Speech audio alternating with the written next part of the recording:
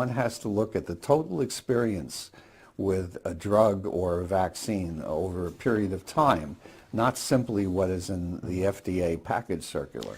So are you saying that instead of relying on clinical data, we should just rely on the experience? Well, isn't it true that there's a lot of people out there?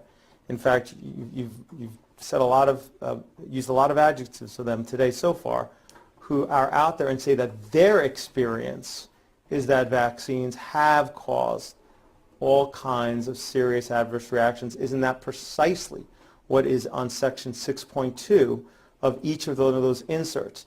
If your approach is used, why are they not given equal weight? I mean, if that's the way we're going to do science. I'm asking for the clinical data. Science depends on a body of work. It does not depend on any single studies.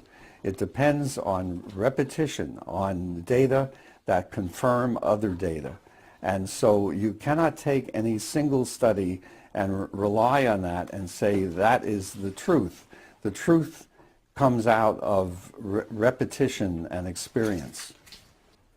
So is your point just to trust you versus actually have the actual data to support? No, it's the accumulation of data. And you can provide the data to support everything you're saying here today, correct? Everything that I'm saying is in this book. You wrote that book? Sorry? You're the editor of that book, correct? Yes. It's called Plotkin's Vaccines? Yes. Science never completely understands anything, but we know a great deal about how the body responds to vaccines, and that knowledge is growing every day. Of course, we don't completely understand anything, including how the sun works. Do you think there's a safe threshold of how many vaccines can be administered at one time? My answer to that is I don't know. I don't think there's any evidence that the 6 that are currently generally given together is a problem. So I don't know if eventually there's some theoretical threshold. This poor child will have to be tortured with 6 different injections at the same time. And if you would like to put those 6 up at the one visit, at her first visit to get all these immunizations, I'm happy to do that. So 6 vaccines at 2.5 is torture, but a 6-month-old would have to receive, we just counted 1, 2, 3, 4, 5 vaccines, correct?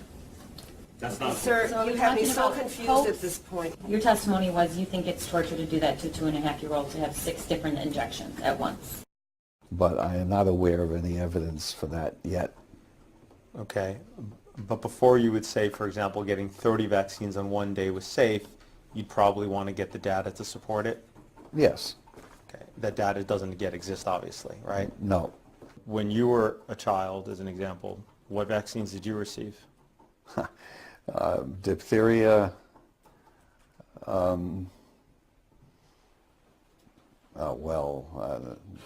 in childhood, I think it was probably only diphtheria.